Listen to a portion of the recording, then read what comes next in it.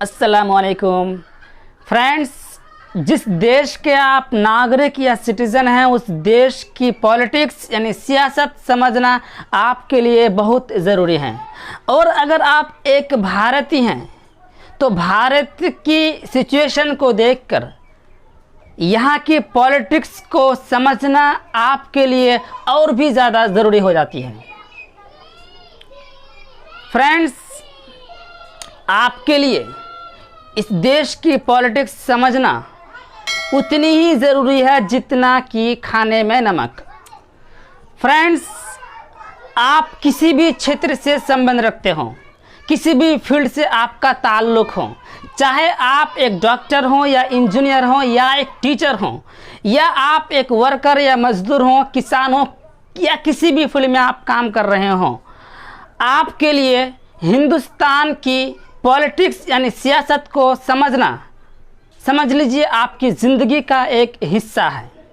मैं खुद अपने देश यानी हिंदुस्तान की चल रही पॉलिटिक्स को समझने और हमारे देश की आम जनता को यहाँ की पॉलिटिक्स यानी सियासत को समझाने के लिए एक छोटी सी प्यारी सी स्टोरी का सहारा लिया है। फ्रेंड्स, बात उस वक्त की है जब मैं 5वीं क्लास में अपने गांव मनरामपुर पाकुड़ में पढ़ रहा था। तो उस वक्त के मेरे टीचर अब्दुल खबीर सर ने हमारे क्लास में एक छोटी सी कहानी सुनाई थी। वो कहानी आज की पॉलिटिक्स यानी सियासत का पूरा आईना है, जिसमें आप अपने देश की पॉलिटिक्स को अच्छी तरह से देखकर समझ सकते हैं। पॉलिटिक्स वो कहानी ये थी कि एक जंगल था, जिस जंगल में उस जंगल का राजा शेर और उसका एक मंत्री फॉक्स यानी लोमड़ी भी उसके साथ रहती थी। उसी जंगल के दूसरे हिस्से में 4 बफलोज यानी भैंस भी रहा करती थी। एक दिन की बात है कि वो जंगल का राजा शेर अपनी शिकार के लिए वो टहलते हुए उसी जगह पे जाके पहुंच जाता है जिस जगह पे वो 4 बफलोज वो भैंस घास चर रही थी। वो मोटी ताज़ी भैंसों को देखकर ये सोचता है कि उस पर हमला किया जाए, उसका अपना शिकार बनाया जाए। और हमला किया, शिकार करने की बड़ी कोशिश की, लेकिन वो वहाँ से अपनी जान बचाकर किसी तरह भाग निकला, क्योंकि वो जो भैंस थी वो मोटी ताज़ी के साथ साथ अपने शारीरिक मजबूती के साथ साथ उनके बीच यकजहती और इत्तेफाक की भी मजबूती थी। उनकी दोस्ती इतनी मजबूत थी कि उनकी दोस्ती की मिसाल पूरे जंगल में दी जाती थी, यानी उनके बीच एक अटूट रिश्ता था। खैर, जंगल का राजा शेर हार तो गया, लेकिन हार मान के चुप नहीं बैठा, बल्कि वो आके अपने मंत्री फॉक्स लोमड़ी को पूरी कहानी सुनाया जो कुछ उसके साथ हुआ था। उसके बाद उसको कहा कि मुझे उन 4 भैंसों का शिकार किसी भी हाल में करना है और इसकी जिम्मेदारी तुम पर है कि तुम किसी भी तरह से उनको अपने जाल में फंसा और मेरा शिकार कराओ। उसके बाद लोमड़ी लाख सोचा, सोचने के बाद उसके दिमाग में खुराफाती आइडिया आया।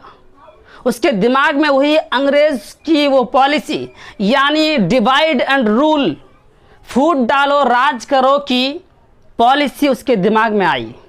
उसके बाद वो लोमड़ी जाके उन 4 भैंसों से दोस्ती करती हैं और उनको अपना दोस्त बना लेती हैं।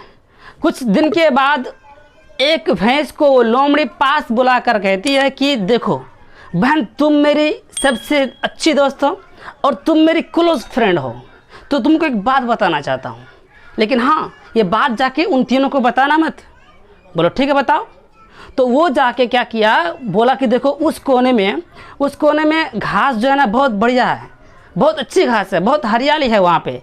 तुम एक काम करो, इनको बिना बताए चुपचाप वहाँ चले जाओ और वहाँ से वो घास चर के फिर इनके साथ हो जाना। सोची, उस भैंस ने सोचा आइडिया अच्छा है, लिहाजा उसने उसी तरह किया। बिना बताए उसके वहाँ उस कोने में उस जगह पे जहाँ पे बताया था वहाँ पे वो चली गई। उसके बाद इसी मौके का तो तलाश था लोमड़ी को। जैसे ही वो भैंस अलग हुई, उनके बीच वो नेगेटिविटी फैलाने लगा। उनके दिमाग में ऐसी ऐसी बातें उस लोमड़ी ने डालने लगा जिससे ऑटोमेटिक आपस में दुश्मनी बन सकती है।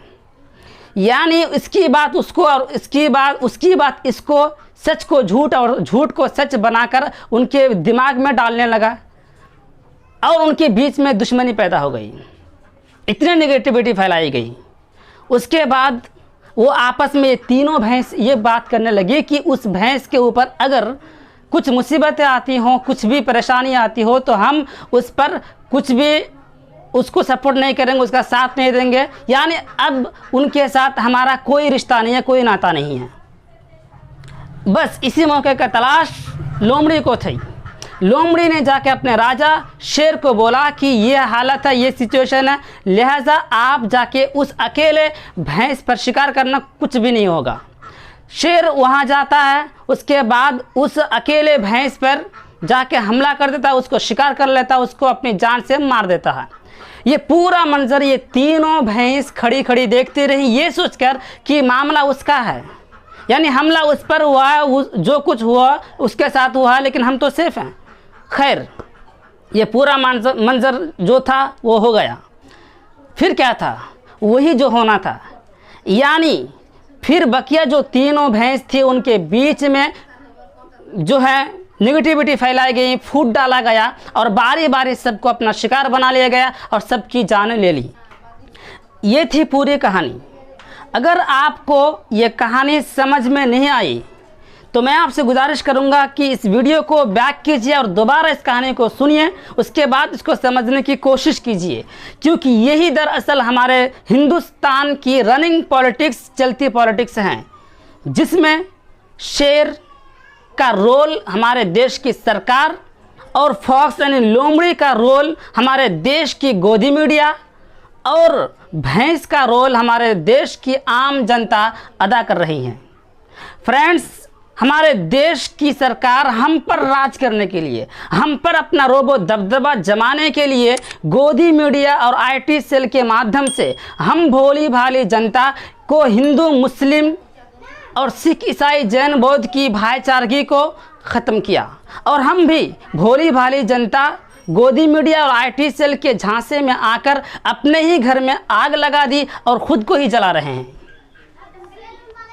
फ्रेंड्स, ये था हमारे देश की पॉलिटिक्स का वो आईना जो मैंने बचपन में पढ़े कहानी या बचपन में सुनी कहानी से की मदद से आपको दिखाने की कोशिश की। अब फैसला आपके हाथों में है कि खुद को आपस में बांटकर उस शेर का शिकार बनाना है या सब मिलकर इस खूंखार शेर का मुकाबला करना चाहते हैं। फैसला आपके हाथों में है। अगर आप देश को, भारत को जोड़ना चाहते हैं तो मेरा मानना यह है कि भारत जोड़ो यात्रा का समर्थन करना चाहिए, और अगर आप भारत को तोड़ना चाहते हैं तो इट्स योर चॉइस, बिकॉज देश आपका, मर्जी आपकी। लेकिन हाँ, अगर आप ये सोच रहे हैं कि भारत जोड़ो यात्रा एक पॉलिटिकल यात्रा है, वो एक पार्टी की तरफ से यात्रा है, लिहाजा हमको उसमें समर्थन देने की ज़रूरत नहीं या नहीं देना चाहिए, बिल्कुल। लेकिन एक बात बताऊं, गर्चे वो एक पॉलिटिकल यात्रा है, लेकिन मेरा मानना यह है कि इस तरह का यात्रा भारत जोड़ने वाली जो भी चीज़ें हों, हम जैसे नागरिक को करना चाहिए, हम जैसे सिटीजन्स को करना चाहिए। यही काम अगर किसी सरकार के द्वारा हो रहा है तो मुझे लगता है कि भारत जोड़ो यात्रा का समर्थन करना चाहिए। बाकी आपकी choice. Thank you for watching this video. Take care, stay safe.